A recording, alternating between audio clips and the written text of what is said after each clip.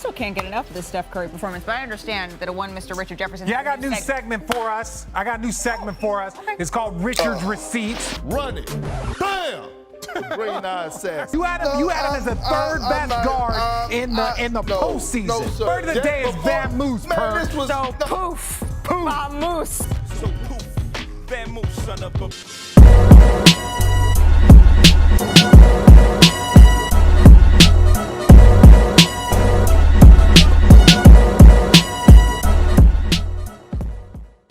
Hello, everybody, and welcome back to Around the Association.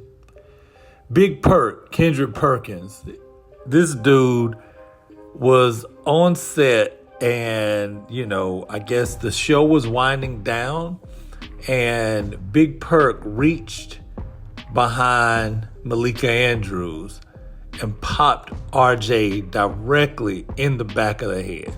I mean, right in the smack in the back of the head, playing. In the midst of a situation where we know there's going to be layoffs.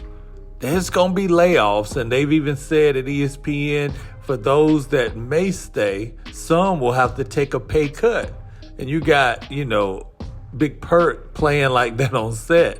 Now, RJ is one that if you've known him with his back and forths with different players, whether it be Paul Pierce or Gilbert Arenas, he don't back down. So right on live TV,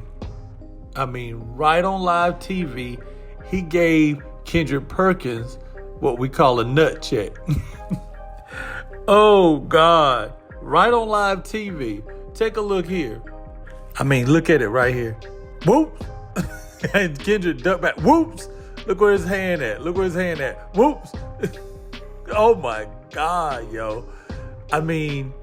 Are these jokers concerned the least bit about being on the air, about maybe keeping their job?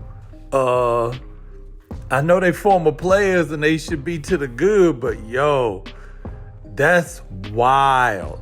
That is wild to be along the, on the airwaves. RJ, you never know what RJ gonna do, so you don't play with him live on air, because RJ is the type to go whatever. You know what I'm saying? He kind of got that attitude, like he says what he wants to say as proper as he speaks and as all of that. RJ don't seem like he's a cat that, okay, now I ain't gonna wait to get you to later. Right here while you off guard, you don't think nothing gonna happen. You pop me in the back of my head.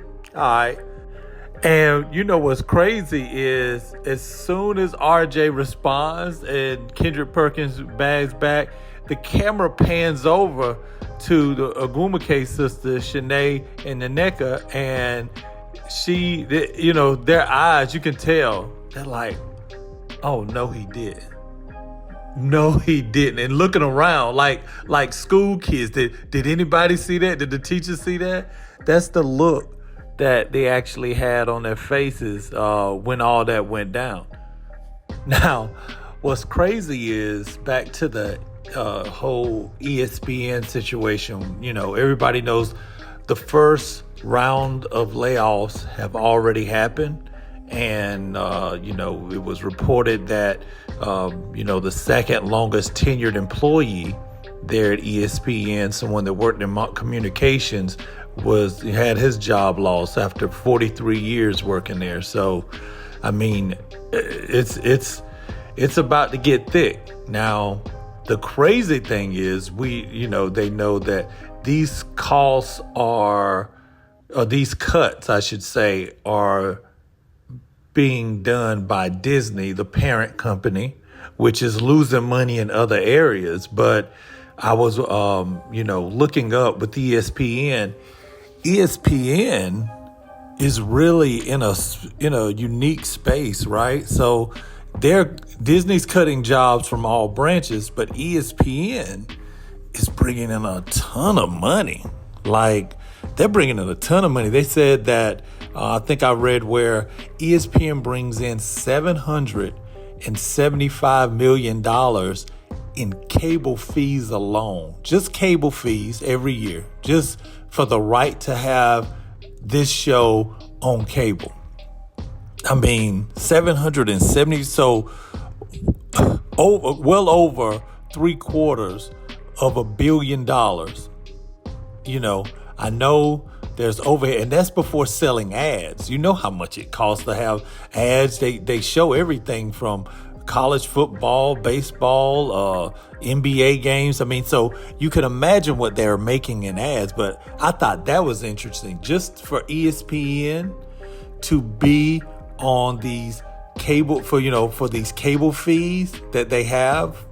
It's $775 million. And now there's streaming platforms that have them too. So now they're getting that. But that may be counted in that number.